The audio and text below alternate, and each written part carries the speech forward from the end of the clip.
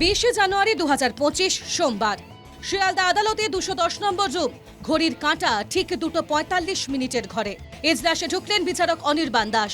শুরু হয় আর্চিকর কাণ্ডের রায়দান। কোর্টরুমে তখন আইনজীবীদের ভিড়, উপস্থিত নির্যাতিতার বাবা মা, হাজির দোষী সঞ্জয় রায়। 165 দিনের মাথায় 50 জনের সাক্ষ্য গ্রহণ ও 59 দিনের টানা বিচার প্রক্রিয়ার পর সঞ্জয় রায়কে সাজা শোনাতে গিয়ে বিচারক বলেন, এটা বিরলের মধ্যে বিরলতম ঘটনা নয়। আপনাকে জীবনের শেষ দিন পর্যন্ত জেলে থাকতে হবে, সঙ্গে 50,000 টাকা জরিমানা দিতে হবে, অনাদায়ে আরো 5 মাসের কারাদণ্ড। কর্মক্ষেত্রে ধর্ষণের জন্য 7 লক্ষ ও হত্যার জন্য 10 লক্ষ টাকা ক্ষতিপূরণ দিতে হবে। রায় শুনে কাঁদো কাঁদো কণ্ঠে নির্লিপ্ত ভঙ্গিতে দোষী সঞ্জয় রায় বলে ওঠে, আমার বদনাম হয়ে গেল। রায় শুনে কান্নায় ভেঙে পড়েন নির্যাতিতার পরিবার। এজলাসে বিচারকের উদ্দেশ্যে নির্যাতিতার বাবা বলেন, আমরা ক্ষতিপূরণ চাইতে আদালতে আসিনি, আমরা ক্ষতিপূরণ চাই না। সঙ্গে সঙ্গে নির্যাতিতার বাবার উদ্দেশ্যে বিচারক অনির্বাণ দাস বলেন, আপনি মনে করবেন না টাকা দিয়ে ক্ষতিপূরণের চেষ্টা করা হচ্ছে। যেভাবে মৃত্যু হয়েছে তাতে ক্ষতিপূরণ হয় না। এটা রাজ্য সরকারকে জরিমানা করা হয়েছে। রাষ্ট্রের দায়িত্ব নির্যাতিতার পরিবারকে ক্ষতিপূরণ দেওয়া।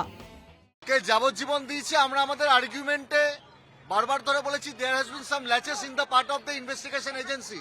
যেটা আগের দিনকে জজ সাহেব যখন সাজা ঘোষণা করেন উনি বলেছেন, তিনি ক্রিটিসাইজ করেছেন ওনার এই ইনভেস্টিগেশন নিয়ে কিছু কনফিউশন ক্রিয়েট হয়েছে।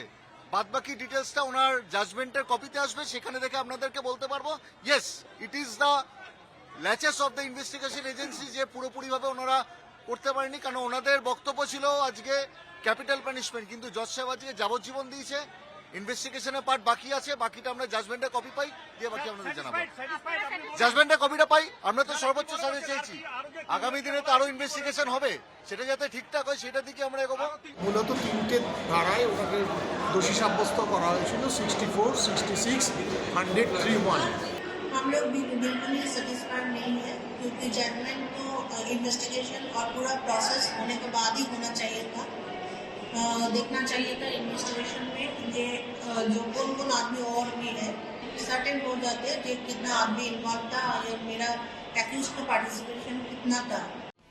নির্যাতিতার পরিবার থেকে বহু মানুষ চেয়েছিলেন ফাঁসি হোক সঞ্জয় রায়ের, কিন্তু আমৃত্যু কারাদণ্ডের সাজা নিয়ে আইনজীবী বিকাশ ভট্টাচার্যের মত, বিচারক ঠিকই সাজা দিয়েছে, এটা যথেষ্ট কঠিন সাজা, মৃত্যুদণ্ড না দিয়ে ঠিকই করেছেন।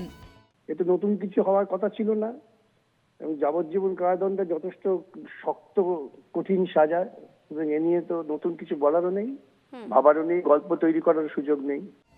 এসবের মধ্যে সবচেয়ে বড় হয়ে উঠছে বিচারকের আর্চিকরের ঘটনাকে বিরলের মধ্যে বিরলতম ঘটনা না মনে করার প্রসঙ্গ। তাহলে কি সিবিআই তদন্তে ছিল বিরাট গলদ? হাজারো প্রশ্নের মুখে সিবিআই তদন্ত। চিকিৎসকরা প্রশ্ন তুলেছেন, এমন একটি ঘটনা কেন বিরল নয়? একই সঙ্গে প্রশ্ন উঠছে, ভবিষ্যতে এই মামলার তদন্তে বহু অজানা প্রশ্নের উত্তর খুঁজতে কাজে লাগতে পারে সঞ্জয় রায়কে, তাই যাবজ্জীবন কারাদণ্ডের সাজা। আরজিকর কাণ্ড বিরলের মধ্যে বিরলতম ঘটনা প্রমাণ করতে সিবিআই এর তদন্তে গাফিলতি ছিল। সঞ্জয়ের বিরুদ্ধে দোষী সাব্যস্ত করা ধারাগুলিতে মৃত্যুদণ্ডের সংস্থান থাকলেও কেন সেই সাজা দিলেন না বিচারক?